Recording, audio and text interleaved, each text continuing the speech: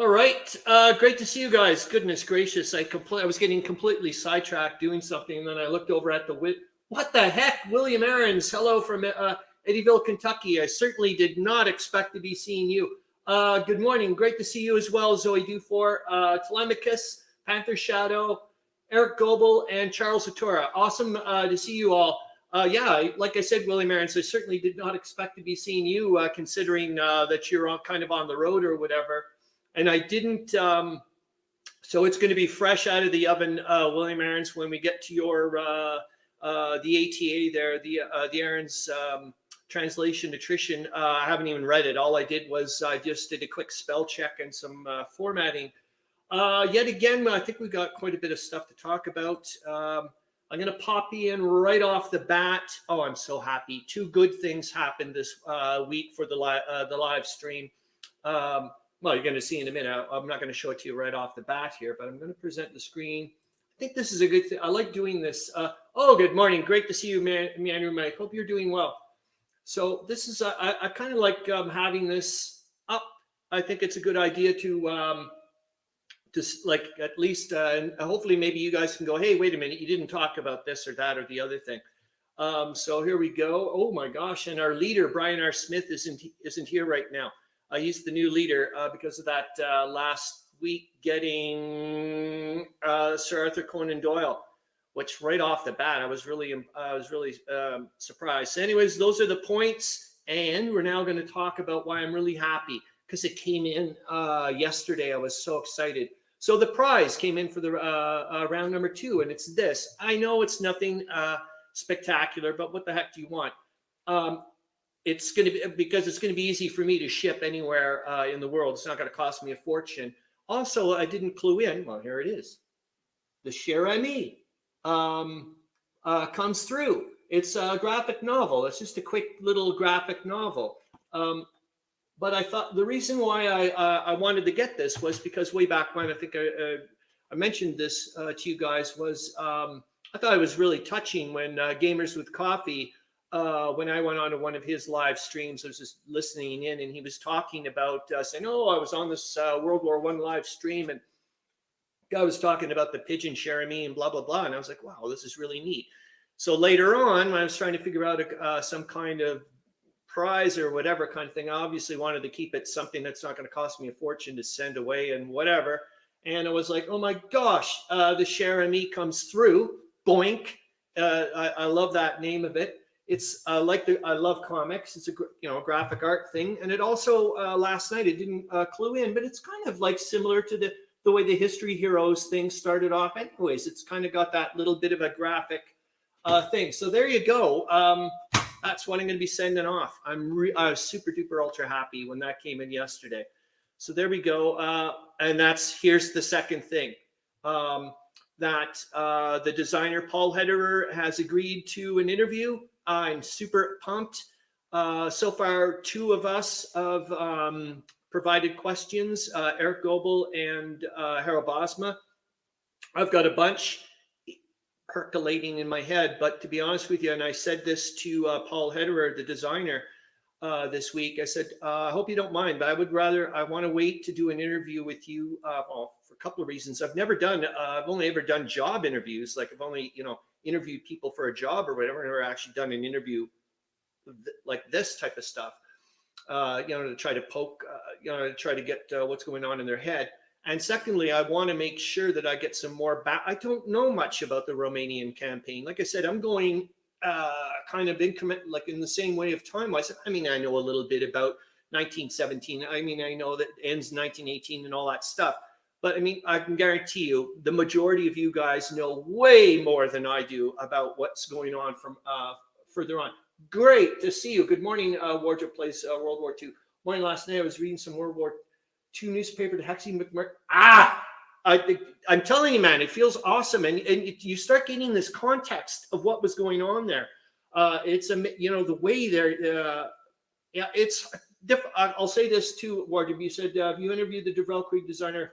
No, it's this guy right here, number 5, if you can see it on the screen, 1916 Prelude to Blitzkrieg. It was kind of it's weird. I don't know how that started, but it's almost been like this running week. Every week we keep doing like an update to see how it's going. I don't know. It's like we've taken a shine to this game that's out there. And then Harro Bosma started talking to VUCA Simulations when he was at Essen Spiel there a few months ago, and so on and so forth. Anyways, it's just kind of snowballed into this little thing. But anyways, I want to find out more about Romania before I go in half-cocked talking to him. Because that's where I'm much more my slant is that way towards asking him questions about the game. I want to find out like why, what so far. Anyways, we'll get into it. But it's like I'm like it's a major head scratcher to me of like he's like it's a labor of love and so on and so forth. And I'm like, wow, I really want to know why, because it seems like a really like I said, head scratcher for me of a campaign to really devote so much time on. Like I said, you could maybe disagree with me. It's all fresh to me. I'm just learning. Wait till you see what I found, though, this week, Romania-wise. Oh, my lifting. And he also gave me a couple of book recommendations, so I'm going to post them off to you guys. Charles Latora says, sounds like you had a fun time. They're going to pay you for your time served as a teacher, right, Mr. Todd? Right on, man. Yeah, it's, well, you know what it's like, Wardrobe. This week, actually, I'm going to say this with the war summary, and I'm glad, William Arends, that you did give me some stuff pretty darn late. Like I didn't look at it until 20 after 10 my time, so 40 minutes before we started the show. Good God, 6 minutes in, and I haven't even done anything. Because this week was a hard week for me to read the war summary because it's so over the top, I found, with propaganda and just the wordage and everything. And I had to remind myself, I was getting upset. And I was like, Chris, man, you've got to remember this. You're taking this out of context. Go, like, this is 1916. People are getting tired of the war. They're not going to make this fair and balanced. And oh boy, the Germans and Austro-Hungarians are suffering too.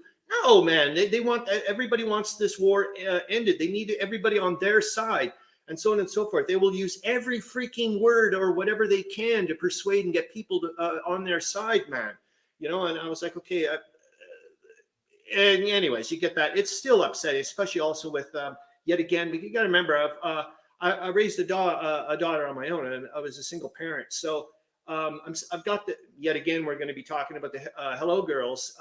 I've got this always about towards women being pushed down. So of course, you know, we're in that day and age in World War I. So it's a bit of a, I've got to remind myself, Chris, this is the way it was. This is the way it was, you know. Anyways, then Harro Bosma mentioned there was a Compass Town Hall about a year ago about this whole system I don't know anything about, called Rifle and Spade. Maybe you guys know about it, the Rifle and Spade system. That looked really good. But anyways, I mentioned these. Maybe hopefully we'll get to them. Seems like I'm not, because we're eight minutes in. I'm still whatever. You probably, a lot of you guys did get this week, the Compass Games newsletter Kickstarter page thing, but it had this World War I add-on. It was about the Schutztruppe thing. I think Brian R. Smith mentioned that he gets paid in friendship. Wicked. That was Wardrobe. Panther Shaw says, reading the paper immediately following the Battle of the Somme must have been harrowing. Oh my gosh. And speaking of which, he's not here right now, but he potentially maybe popping over my house later for a game trade is one of us, the Grog Shed. He just finished reading, I think, a book about the Somme, and he was like, holy cow. So anyways, yep, there's a Bestowed Bodies talk coming up. I just signed up for that, so that's really neat. I also, like I said, I want to get into the Hello Girls. Here's just those little bits to remind me about some of the things to talk about. There's a play that I found on YouTube this morning. I watched it, and I was like, oh my God, it was about the Hello Girls. And she talks about Cher Ami in it. I was like, you got to be flipping kidding me. I was like, what are the odds of that?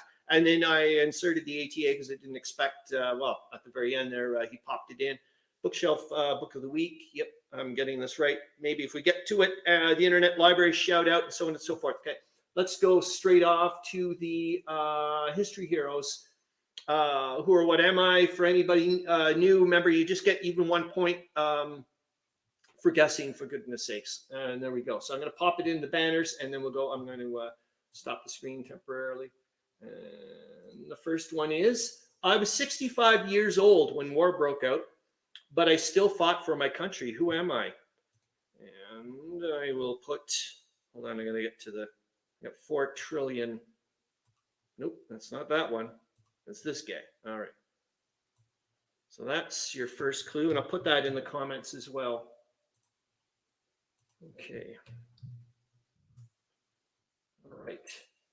Now, while I'm doing that, let's go quickly to the, I guess I'm going to show you the book, Grandpa Walton. Oh, Meandering, Mike. Well, you're getting a point, you son of a... You do it all the time, man. Kaiser Wilhelm, wardrobe, nice one. Oh, yeah, I keep forgetting. I was smart this time. Like I said, I've got like a tally list I can write down. Both of you guys are wrong, but there you go. And I'm going to pop another one on here, a second one. And then I'll try to go to the Romanian campaign. Like I said, I'm trying to get some background information before I go and interview Paul Hedder, the designer. Please, for goodness sakes, I'm going to pop the questions on actually right now. We'll share the questions that Eric Goebel and Harro Bosma have asked me to pose to the designer. And General Joffre, William Arends, no, you're getting, but good guess. Kaiser, you son of a, guys, man, you please, you've got to stop him. Like, I don't know what else to say. Don't you guys have one of those swarming things that you can do in the States? You could phone Meandering Mike, get maybe McMurray to come over and nail him. Okay, let's get the second clue in here. I fought on numerous fronts, including in East Prussia, Galicia, Serbia, and even Romania. Who am I? All right, and I'm going to put that one. I don't think I did put it in the comments. I do want to post, I don't know if I did it right, did I? Hold on here. I think I did. No, I didn't. Sorry about that. I'll put in the third one then. I was awarded the highest military award, the Poulet Meret or Blue Max, as early as 1914. Who am I? Lawrence of Arabia. Ooh, nice one. No, you were incorrect, Wardrobe, but nice one. I'm going to put that in the comments as well. Mike, this was a serious trivia. Yeah, there's a book involved. Oh, I did it again. Gosh almighty, I keep doing this. Hold on here. I'm in the wrong section when I go and hit the thing here. Okay, I'm going to give you the other one here. By 1915, I also received the Order of the Black Eagle. Who am I? I'm going to put that in here. Roland Garros. I don't know who that person is, but I'm going to have to write this down. A little bit right. Hold on. Hope you don't mind. I'm going to write this down here. Roland Garros. Okay. The Elder Mackensen. Oh my gosh, you guys! I'm just. You guys are just driving me nuts, aren't you? Now, if I know, I'm pretty darn sure if Brian R. Smith was here, he'd be getting it. Oh! Someone may have gotten it. I think someone gotten it. Keepers jumping, Meandering Mike. I don't know if. I think you got it. Yes, you got it. You did it. Well done, sir. Well done. Well done. I was wondering if you were going down the Moltke route or the that type of thing. Well done. I'm gonna. Yes, it's August van Mackensen, and I'll pop the remainder of the. Hold on. I'm gonna put the. I'll put in the remainders here. So with my right hand man, Hans von Secht, we had much success and were considered the German dream team. I don't know if this is the exact quote. Yeah, Eric Goebel, it is. Well done. I'm not sure if this is the exact quote, but eventually the Germans had, the German high command or whatever had one that was, where there is Mackensen, there is Secht, and where there is Secht, there is victory. That's how they were. Yeah, he was all over the flipping place. yeah, I'll tell you one thing. If I was gonna like, somebody said, "Hey, you could pick your top 3 generals or 5 generals to go up against anybody," he would be. I would have him in my top 3. That's for flipping sure. Meandering Mike says we had this one before, didn't we? Look at Mike testing us with goofy answers, and then boom, yep. I didn't make answer. Okay, here I'm gonna put. No, I don't have to do that. And then his final, my final clue was I had a wicked hussar hat that had a skull and crossbones adorned on it. And I'm gonna hold on. I can get rid of the banners now. So Meandering Mike's certainly going to be back in the lead. That's for sure. Now hold on here. I want to make sure that got everything the way I'm supposed to have it. All right, I think I do. I want to share you the picture that I picked. It's not a great picture, but it's better than nothing. All right, and yeah, he's just got such an intense look to him, eh? Hold on, I'll change the view. There we go. Yeah, he's just got such an intense look to him. 65 years old. That just blew me away when I found out that that you know, and he went on for a long time. I mean, he was in for the entire war, and I mean, you know, and later on, and so on and so forth. But anyways, well done. I'm impressive. Okay, so we got that done, and let me go on to my next little bit. It's the 2 books. I'm going to just quickly show you. So these are the 2 books. If you're interested, Paul Hederer mentioned, he says, these are books I really highly recommend. I've got one I've ordered, and I took I went on to Goodreads. That's how I do a lot of my things. So hold on here. I want to make sure that you guys can see it nice and big. You can please look. Yep. So this one I did not pick up. This one he was the first one he mentioned, and I went on to Goodreads. It didn't have as much of a whatever, but I mean, yeah, nice mustache. You're right, Eric Copel. They all did, eh? Jeepers jumping. It looks good. Okay, I'll show you the one why I picked this one instead. The one I did get. It just seemed like it was a bit more narrative based, and I wanted that because that's what I'm more interested in at the moment. I want to get more of a. So I ended up snagging this one, the Romanian Battlefront in World War One. I thought maybe that would be a bit better of a just to give me a background. However, that being said, remember a ton of books. And this is why I'm so happy I picked this book up at the used bookstore at the War Museum, that subject bibliography thing, because I just look in here. I'm like, okay, wait a minute, let's just go off into Romania and take a look.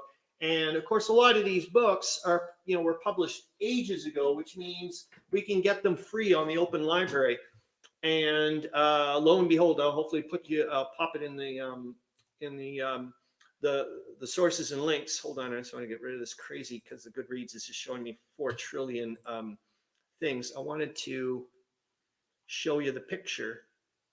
Did I do the picture? Yes. So this is one of the books that's listed in here called, well, I'll show it to you.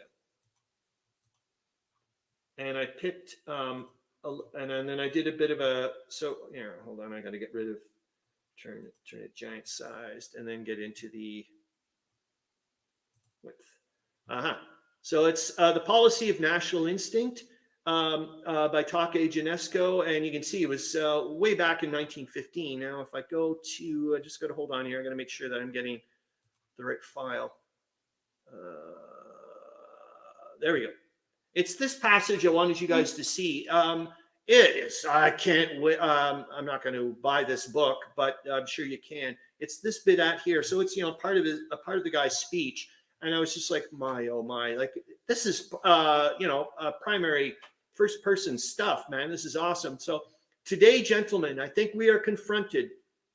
So this is in 1915. Remember, Romania is starting to gear up, getting ready, but this guy is trying to get everybody on the same page.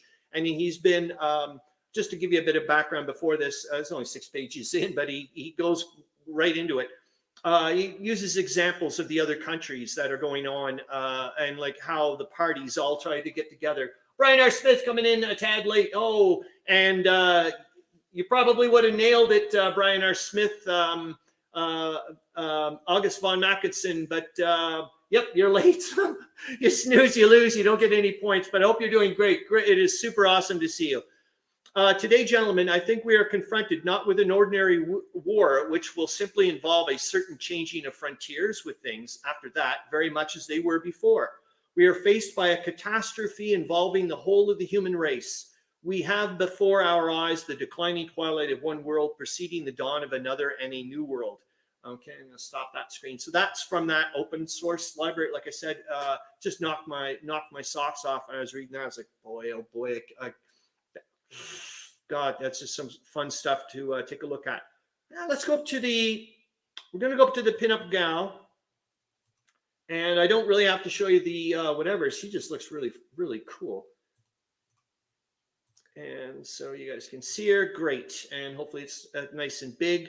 And yeah, Alice Shalek, Australian travel and war journalist, is wearing a gray jacket decoration.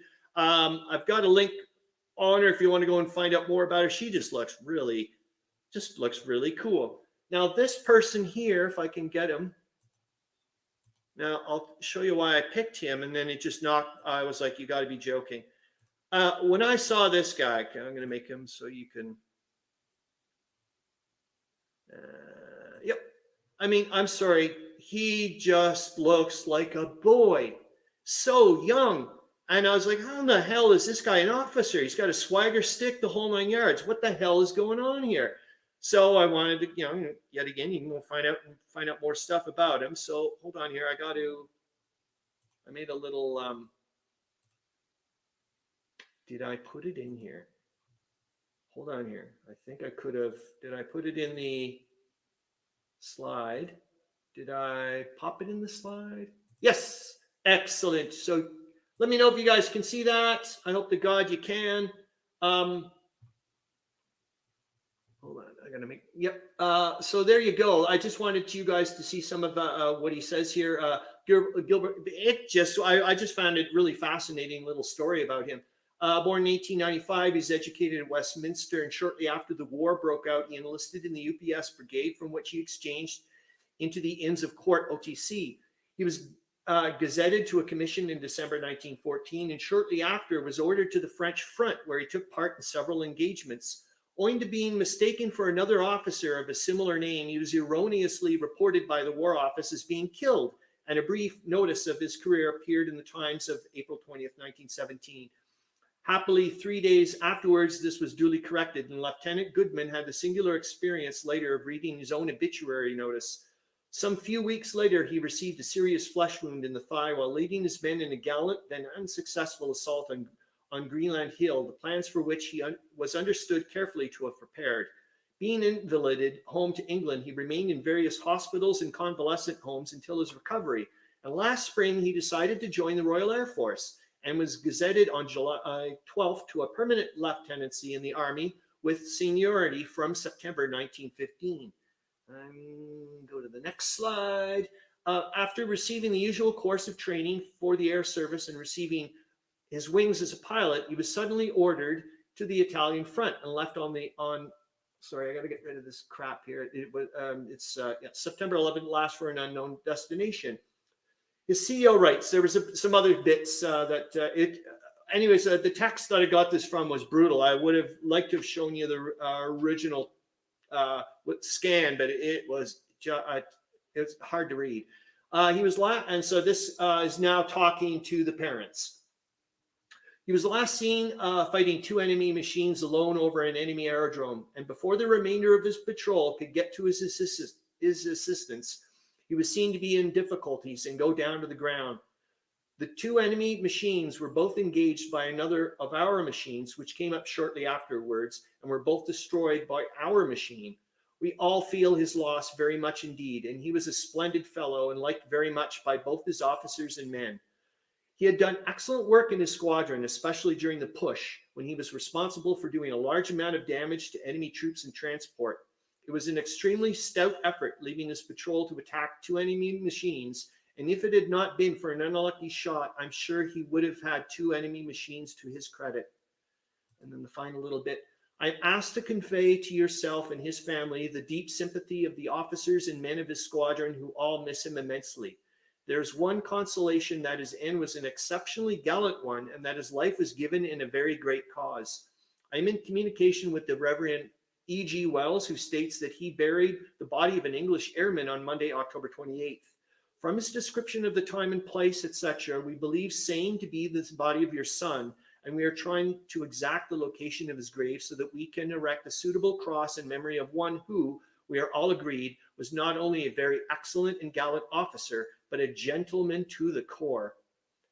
All right, and I think I have to stop this. Hopefully, I hope to God you guys saw that, because I don't know what the hold on here. Yep, removed. Yes, it is. Okay, you did see that. Excellent. Now we're going to go quickly because I want to make darn sure that I do talk about the Hello Girls. Panther Shadow says they couldn't describe aircraft as they're called. I know, Panther Shadow. I'm so glad you mentioned this. It was I see this repeatedly. That it's called. They keep saying machines. Like even this morning when I was writing. Doing something, I can't remember what the hell it was for the live stream anyways, and probably for this guy, Mr. Lieutenant Goodman. And I was yet again, I was like, automatically going to go and put in airplane or plane. And I went, no, it's not what he said. It's his machine. So yeah, I do find that interesting that it's still that new thing to them or something. It's quite neat. Okay, we got that. Hold on here. I want to make sure that, oh my gosh, and we didn't even get to that bit. I hope we do. But how am I going to do this? Okay, I'm going to show you this bit. I think is the best way to go. And then I'm going to show you the links later. Or there are links there, but I think this is it'll give you text for you to look at while I'm babbling away kind of thing. Hold on, I got to put it in the browser first. So this is going to be about the Hello Girls, and I'll tell you, I so wish I get to. I would love to. There we go, and I'll present it. Oh, I'm going to make sure that I go super big for you guys. All right. Well, yeah, I'm seeing it yet, but you will in a minute. Okay. I'll put me sideways if you a little bit so you guys can see that. So yeah, it's a story of the U.S. Army Signal Corps. I just, like I said, yet again, I wanted to bring it up for 2 reasons. One, for the month. And secondly, that right now they're still trying to push that through the Congressional Gold Medal. And I don't have that ability to vote. I would, or push my congressman and say, hey man, let's get going, or woman. Meandering Mike's flying machine is a more general term and includes airplane, helicopter, glider, or the like. Okay, thank you. So anyways, yeah, I wanted to bring this up yet again. I just find it fascinating. Well, I'll tell you the quickie bits that I know of this bit while we're going through here. So 223,000 of people tried to enlist. And this is important because they got screwed over, man, at the end of the war. Big time. And this is yet again in the play. She mentions it. She's like, please listen to what I'm saying. They were given a uniform. They could be court-martialed. They did not sign a contract. They had to do the oath. All these things. But later on, when the war ended, the Army said, no, you're not a soldier. You don't get nothing. You get nothing. No benefits, nothing.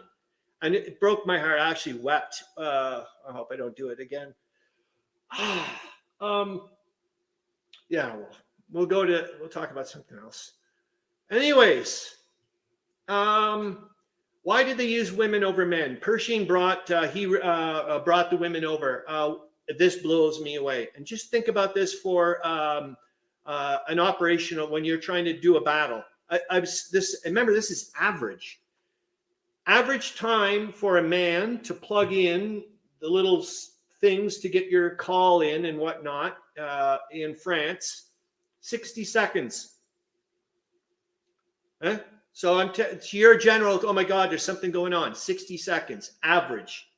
Woman, 10 seconds. End of story. I'm just going to say, you want to be a sexist general going up against me? I'll kick your ass 6 times quicker. That's as far as that's the way I looked at it. I was like, my God, just blows me away. So there was 223 of them that went across. The most important thing actually was not to be a telephone operator. It was fluency in French. That was massive.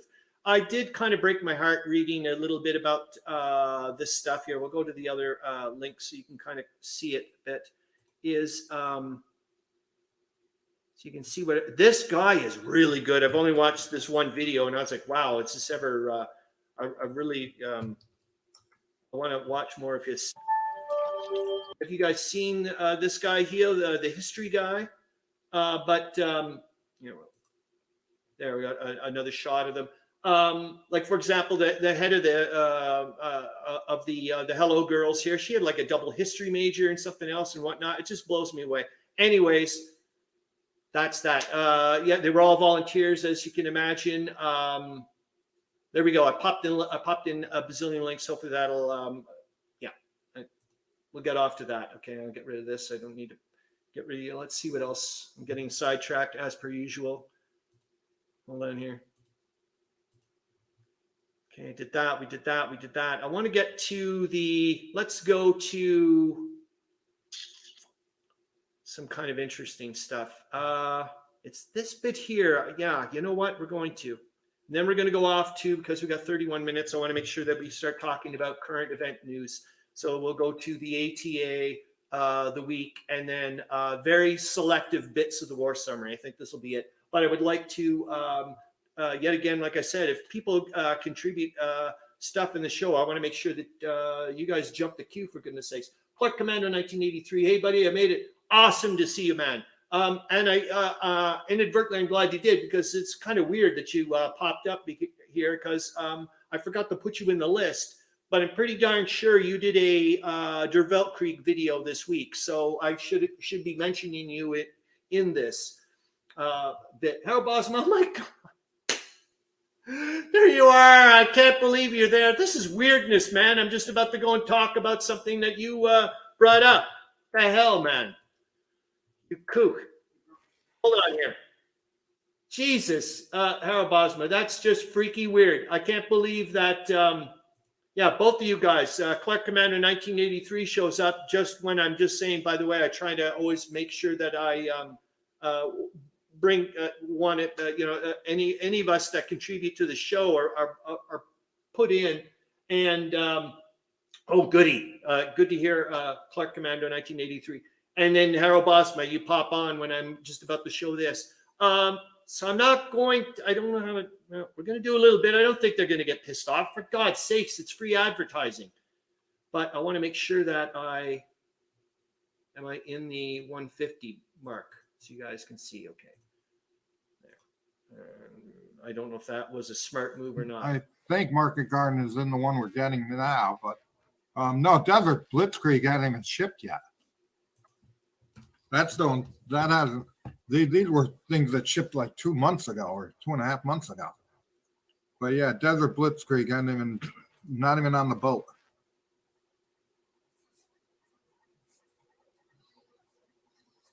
Wow, that was 4 votes in a row for Mons. So we're gonna jump over to Mons. Okay, so as some of you guys probably already know, this is the second game in a series. So after Gallipoli 1915, we have Mons 1914. So it's going to ship with an updated series rulebook. And then, let's see. They'll have its own playbook that's specific to. All right. Yeah, I don't want to do whatever. But anyways, if you guys know anything about that, this whole thing, it was like a year ago. So I don't know. I was like, I don't know what. It was all new to me. And then this, the second bit was at the 32-minute mark, he actually goes to interview. They interview the guy that does the Mons 1914 thing. So I thought that was pretty neat. So if you guys know anything about that, about the Rifle and Spade series, it sounds really interesting. Yeah, I want to know more about it. And then there's this bit I want to show, and then we're going to, like I said, we're going to go off to start doing the current events. Make sure that's so. There we go. Hopefully you guys can see that. I'm going to make sure that's at 150. Good.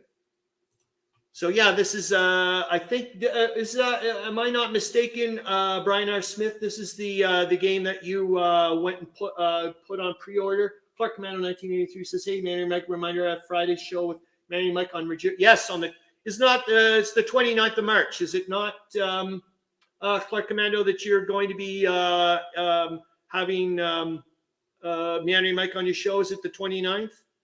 But anyways, he also had this later on. I just wanted you guys to see. But this one I find really interesting, guys. Is it's the Red Poppies campaign. I'd seen it a few times, but yet again, if you guys know anything about this seems, I love looking at this bit, but I like that. I think I would like to get down to maybe one notch of a level just to see what it's like. Not too much. I don't want to go off into tactical land, but it said it's like brigade level. That sounded pretty interesting. Okay, I'm gonna stop the screen now, and I'm gonna not kill my browser. I've done that before and caused myself grief. Okay, let's go to make sure that I can go to the week that was. I think that's a good idea. And then we'll go to the ATA, and then Meandering Mike's March 20th. Okay. I was a week off. Thank you. Yes, you're right. That would, because the 23rd is next week. Oof, that wouldn't have been good. Okay, so hold on here. Where are you? The week, and now we're going to present. And like I said, William Arends, I'm so glad you did actually send me something this week, because I was like, I don't really want to get into. There's a lot of, like I said, I was having a hard time with the propaganda this week from the Globe newspaper. It was just brutal. So anyways, here we go. On March 10th, the Germans reoccupy part of Corbeau Wood and attack Bois de Butte. Germans attacks repulsed east off of. I didn't know if that's what it was written as or whatnot in the chronology book behind me. I tried to look it up and I couldn't find it. Meandering Mike says Gallipoli 1915. Yeah, it was yet again. I was wait a minute. Was the first? So that is considered part of the rifles. Thanks, man. Because it wasn't really like, I knew it was based on that. But thank you, Clark Commando. But I wasn't sure if I love it too, man. It is really helping me put things in. But now, thanks, Meandering Mike, because I wasn't sure when it said like this is the second volume. I'm like, where the hell is this first volume? And Compass kind of sounds like they took over the IP or whatever from the GMT thing. So thank you. Where are we here? British, who gives a shit about that? March 11th, neutrality of Scandinavian states reaffirmed at Copenhagen. I like that. German memorandum to USA on submarine warfare. Germans penetrate French positions near Rennes. German attack on Fort Vaux is repulsed. March the 12th, Italian artillery active on Middle Isonzo. Fifth Battle of the Isonzo. Yes, it is, Charles Latora. I remember that you were earlier in the week saying, oh, the poor Italians. I think it was yesterday. And for the headlines. And yep, here we go. Fifth battle. And I think there's 12 or something. Isn't that? I think the 12th or the 13th or whatever is the Caporetto one, where everything goes to hell. I think. General Gorage succeeds General Aylmer in Mesopotamia. Oh, on a side note, I just found out today, I didn't know this, that General Pershing was your second choice. Your first choice died. President Wilson, I'm always whatever, because it's the majority, a fair amount of you are Americans. So if you guys know of who President Wilson's first choice as general was going to be overall your forces, I'd love to know. All I know is the guy died, and who had been picked. So they're like, oh shit, what do we do? And then they went and snagged Pershing. March 13th, Turks defeated near River Calo. Oh, damn it, I can say it in my head because it sounds like hippopotamus. Calopotamus. HMS Fauvet, mined off of east coast of England. British occupy Moshi, German East Africa. Chrispy Galactic. Freaking time change for everybody else in Saskatchewan. I was wondering about that too. I was even talking to somebody this week saying, everybody but Saskatchewan changes. Sorry, man. Hope you're doing well. What else can I say? Mr. Tennant introduces the British Army estimates. British rout the Senussi and reoccupy Solam, Egypt. Yeah, that was a biggie. Great artillery activity on the Riga front. I found this out from Indy Nidell watching the show earlier in the week. Meandering Mike says, I think the second game was on P500, but didn't get the numbers. And was pulled. I've heard of this before. Meandering Mike. Where I guess, yeah, the design's like enough of this crap. Where the hell were we? Oh, great artillery activity on Riga front. Supposedly from Indy Nidell, they were saying, like, why in the world are the Russians going berserk right now, attacking and so on and so forth? They were saying that the spring thaw is kicking in, and they're trying right now, before the ground gets all to hell, to go to try to get the best positions they can, and so on and so forth. I thought that was really neat. Harro Bosma says the designer reworked the rules for Gallipoli for Mons, more simplified. Oh, yes, he did mention that. And like I said, I think I put it in the links. So if you guys want to go specifically to 35th minute and start listening to the guy, it's neat. And I will say this again, guys. You have no idea how grateful I am for your input in every way, shape, or form. Like I couldn't even imagine where I would be in my knowledge base for World War I if it wasn't for you guys. So I just got to say that. March 15th, French success south of Saint-Suplan-Champagne. Austria-Hungary declares war on Portugal. Woo! Lord Derby's pledge to married men with regard to military service. Darn it, I read a little bit about it. I can't remember exactly what it was about. So, he was making a big dig on them, basically. March 16th, South Wales coal dispute decided. Yeah, who do you think has the upper hand in that? Von Capelle succeeds von Tirpitz. You just mentioned that this morning. Charles Latora as German Minister of Marine. Well, it should be of Marine. General Rock succeeds General Galliani as French Minister of War. The Sofia treason trial begins. I don't know what that is. Dutch liner Tubantia torpedoed without warning off Harwich, England. Now we're going to go to your ATA, William Arends. And like I said, I haven't even read it. So this is like fresh out of the oven. Let's go. I'm just going to make sure that I can present it. And please let me know if it doesn't look good when you see it. That big? Do you guys want me to make it bigger? Please let me know. Anyways, here we go. I'm presently in Kentucky on the way to Arkansas. Here are a few excerpts from the German press in March 1916. I apologize for it coming in so late. I'll say this as well. Bosma. I'll say this, William Arends. This morning I was like, okay, I'll try by myself. And I went on to the German website and was like grabbing just the headlines and trying to use Google or the translate through DuckDuckGo. And I'm like, it was brutal. First of all, that font stuff is just a nightmare. I was just like, this is just not working out. It's like the efficiency level. I was like, I'm getting like 10 seconds worth of text for 20 minutes worth of work. It's like it just ain't worth it. Anyways, March 10th, the headline states the people of North America do not want war. Oh boy, would the Germans love to hear that. The beginning of this, where was it coming from? Oh my God, I'm sorry. I'm just so used to thinking I'm reading the Anglo-centric newspaper here. The beginning of this article is a diatribe about the journalist and son of the publisher of the New York Post, Pulteney Bigelow, who had been a childhood friend of Kaiser Wilhelm II, but is now disparaging him in the Anglo-American press. The article stated that Bigelow had exploited his school day friend, Kaiser Wilhelm, and had already in 1895 wrote of him as he would be Attila the Hun and an alleged scourge of God. Over and over this picture is meant to form a bitter mood in the Anglo-American public.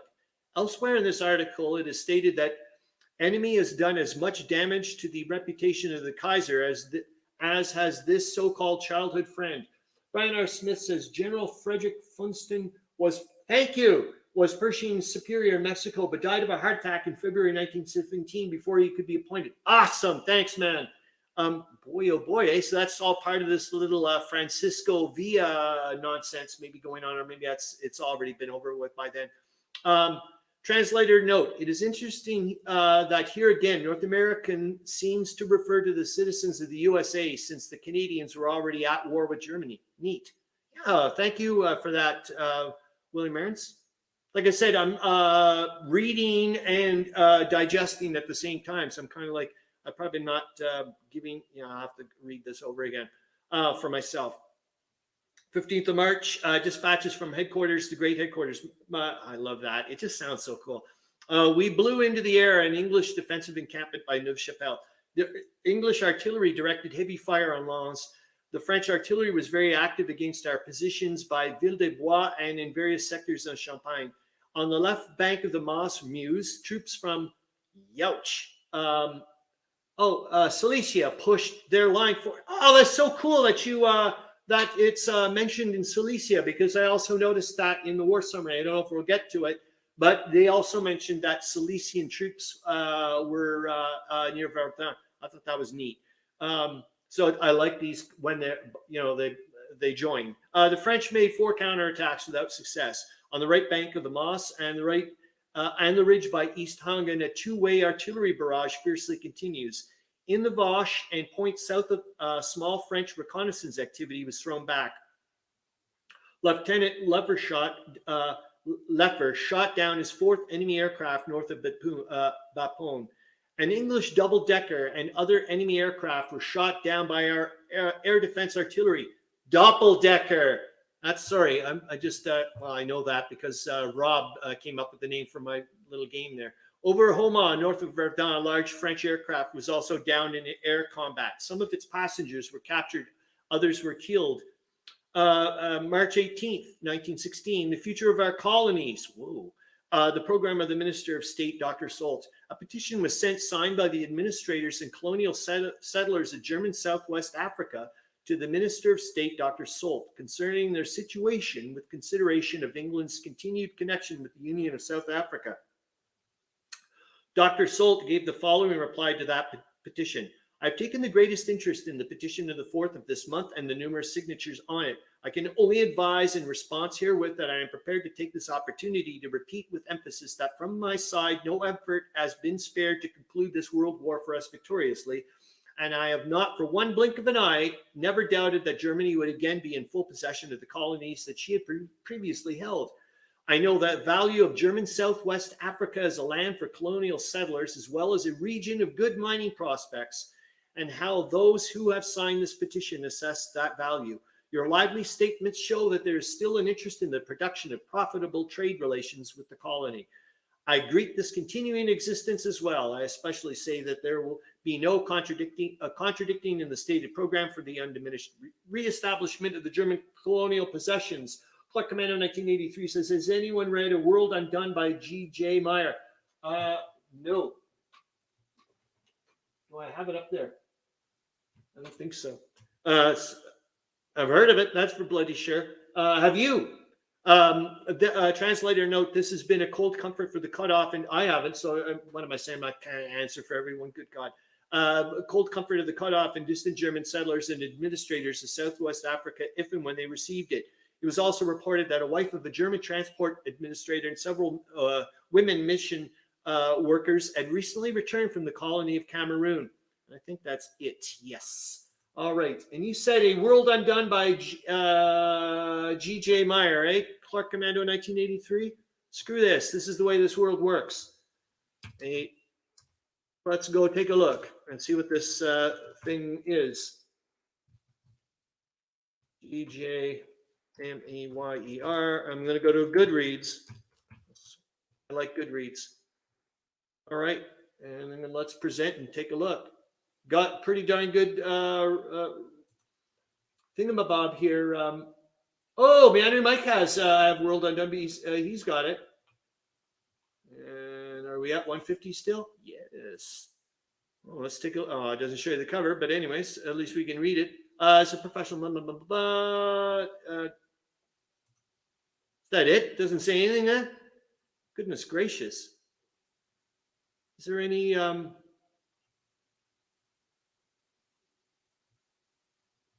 what in God's green earth has this got to do with? Oh, lately I've been obsessed with World War One. A few weeks ago.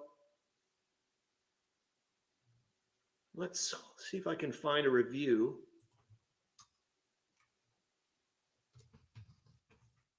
Very quickly. Yes, I got it. A couple of books in my cart. Oh, cool. And is that it? I thought maybe we'd find a little bit. Oh well. I guess that was kind of a bust. I thought maybe I was going to find something rather interesting. Okay, let's see what else I wanted to before we start screwing up with time here. I gotta look at my my list. Oh, what did I? Oh yeah, I wanted to show you the questions that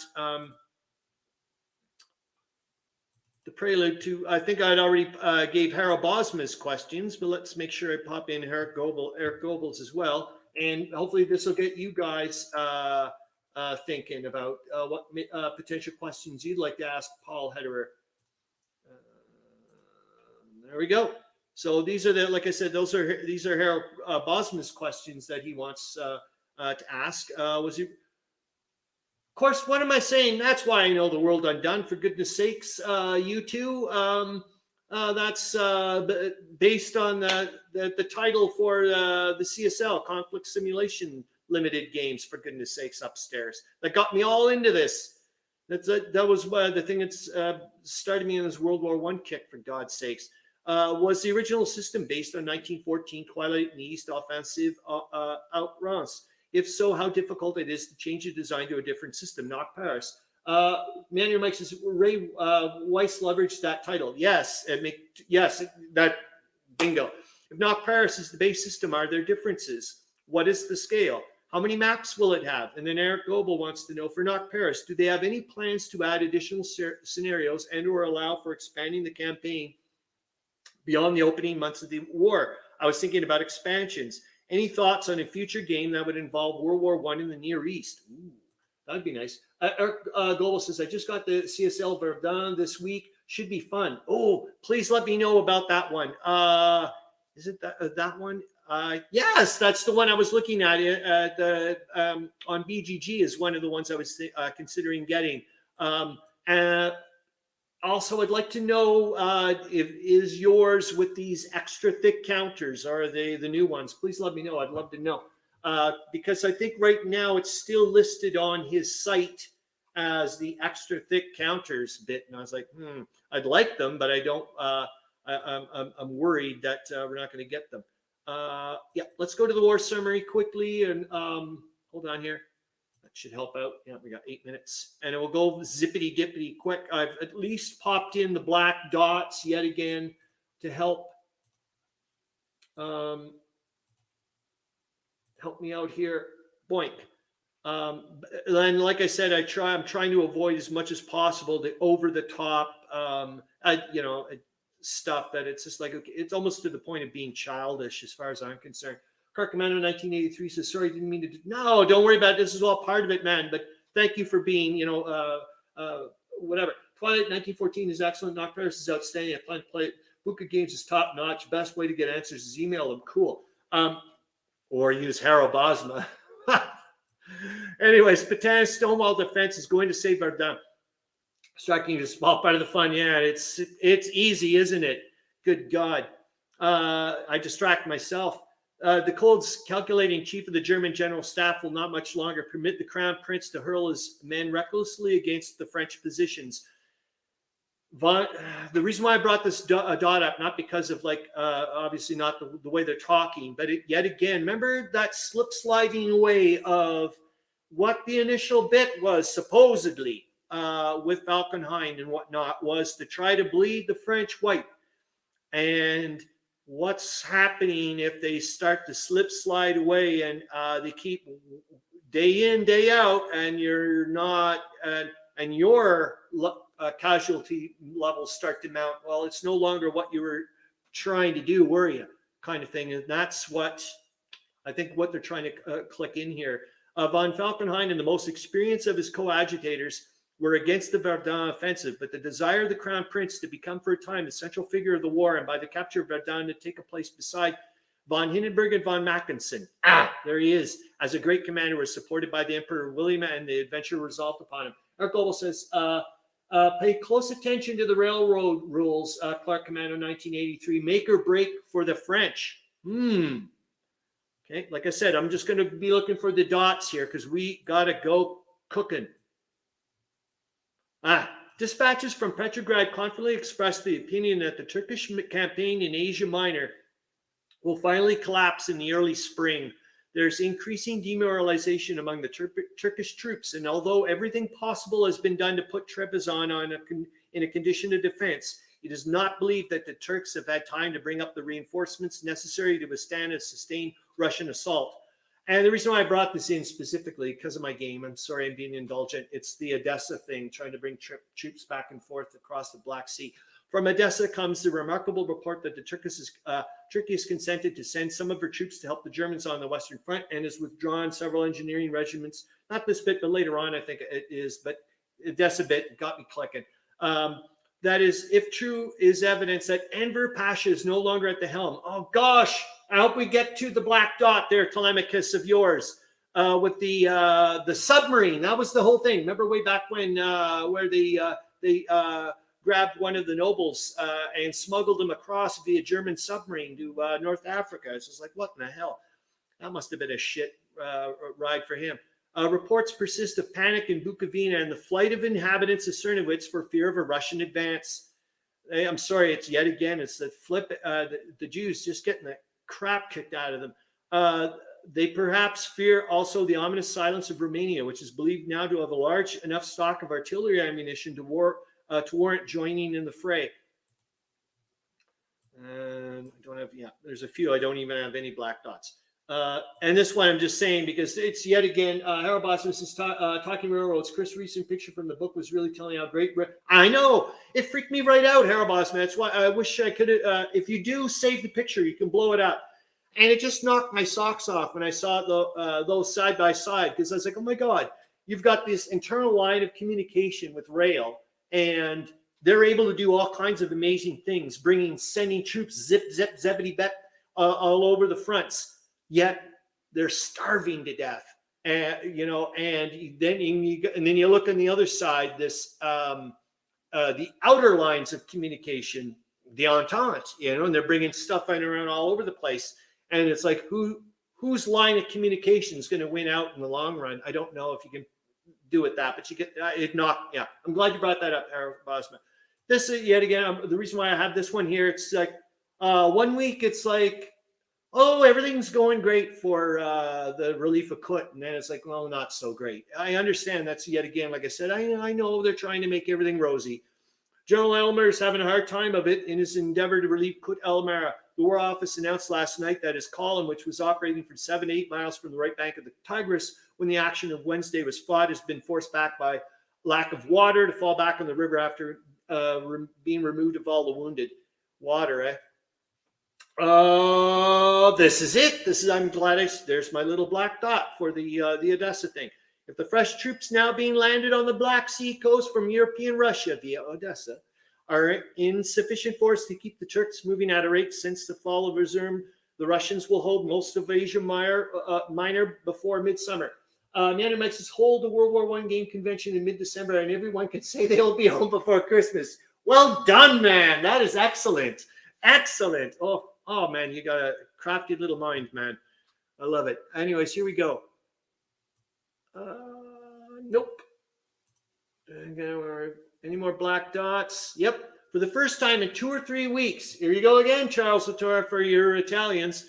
For the first time in 2 or 3 weeks, the Italians report general activity along the Isonzo front. An official dispatch from Rome states that the fighting took place all the way from the Piazzo to Zagora, and that the Italian troops, despite the bad weather, reached the enemy lines at several points and bombed them.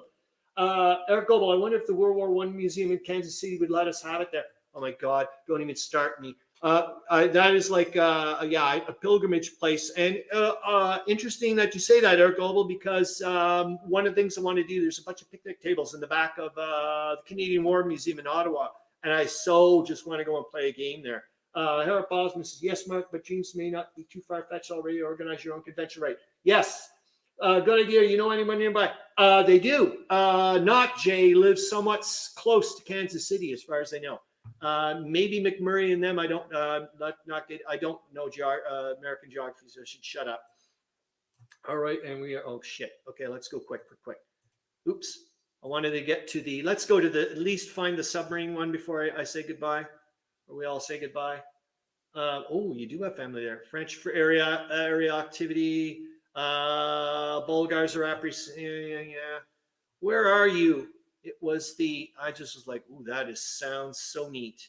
Nope. We're almost there. Another German endeavor. No, that's about the Senussi getting stopped. Yay! We found it before I get to go. The movement, but the brother of Enver Pasha and Gaffer Bey, the Turkish officers who engineered it and who are believed to have been landed on the coast of Tripoli by a German submarine. Like I said way back when, I would so love to do a GURPS role-playing game of this. I just think that would be so neat, like this little mystery thing of trying to figure out what the hell's going on. Clark Commando 1983, I have can't help or do again. I only need 10 people to attend. Average about 80. Oh, cool. The towns are okay. Yeah, we're finished. 1 minute past. You get the idea quickly. There's not much going here. As you can see, this blew me away. $15 million a day. I guess that must be Canadian. That the British are using just for that type of stuff. I don't know what the hell it is. That's it. We're going to stop it here. Yeah. I think it's a good idea to stop it for the hour. There we go. I hope you guys have a great remainder of your weekend. Thank you so much. Please put your thinking caps on if you want to come up with some questions for the interview for Paul Hederer for 1916 Prelude to Blitzkrieg. I'm so flippin' happy he wants to do one with us. Manny Mike's just having fun with you, Chrispy Galactic. Harro Bosma says, glad I was able to tune in. I'm so happy. I'm shocked that you were there. There you go. Great weekend. Thank you so much for you guys popping in again. I hope to see you next week on our show. That'll be live stream number 69. And away we go. Okay. Have a great week, guys. Thanks a lot. Bye.